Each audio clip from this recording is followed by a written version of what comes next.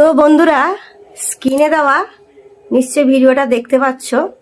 এই রিসেন্ট ঘটে যাওয়া ক্রিকেটের দৃশ্য একদম জনপ্রিয় হয়ে উঠেছে ছেলেটি।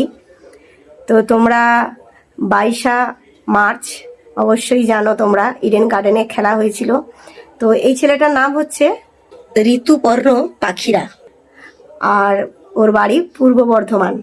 তো ছেলেটা প্রচুরভাবে ভাইরাল হয়ে গেছে।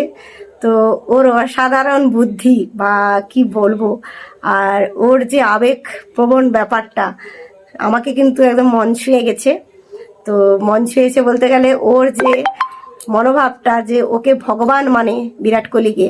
তো সত্যিকারে যে যাকে ভালোবাসে তাকে ভগবানের চোখেই দেখা যায়।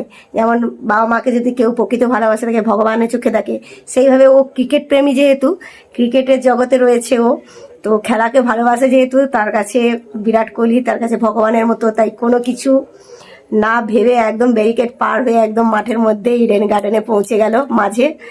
একদম বিরাট কোহলির পা ধরে, দেখতেই পাচ্ছ পুরো ছুঁয়ে একদম বুকে জড়িয়ে একদম। কিন্তু একটা নির্মম ঘটনা ঘটে গেল যে ওকে পুলিশ অ্যারেস্ট করে নিয়ে গেল, বা ওকে ছেড়ে দেওয়া হয়েছে কিন্তু অ্যারেস্ট তো করে নিয়েছিল। আর ওই ছেলেটাকে জিজ্ঞেস করায়ও বলল যে তোমাকে যখন কি বলে সামনাসামনি বিরাট কোহলিকে দেখে বিরাট কোহলি তোমাকে কি বলেছিল না, তোমার নাম ক্যা হ্যাঁ, আর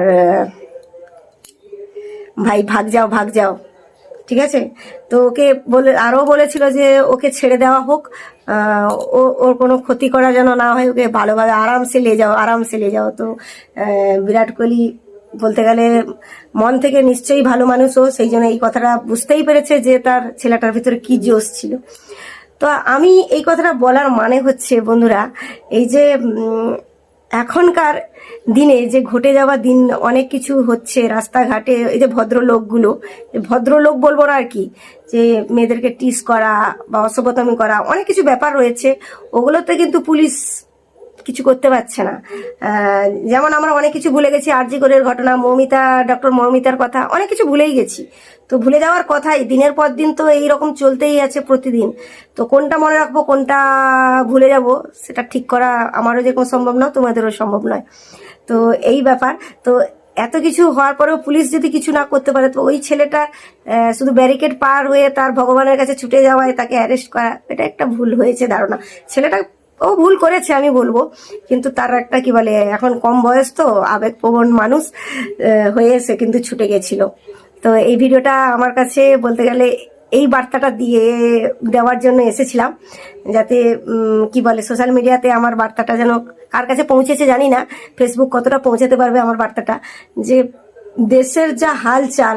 তো এই ছেলেটাকে অ্যারেস্ট করে কি বুঝিয়ে দিল পুলিশ যে আমরা ঠিকঠাক আছি পুলিশ হিসাবে বা প্রশাসন হিসাবে?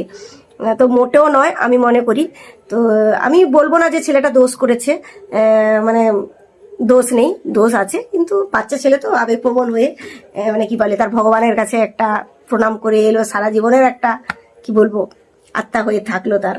মানে এমন কথা বলেছে যে তার জামাটাতে মানে বিরাট কোহলির ঘামের এটাও স্পর্শ করে গেছে জামাটা, ওইটাও সে বাঁধিয়ে রাখবে।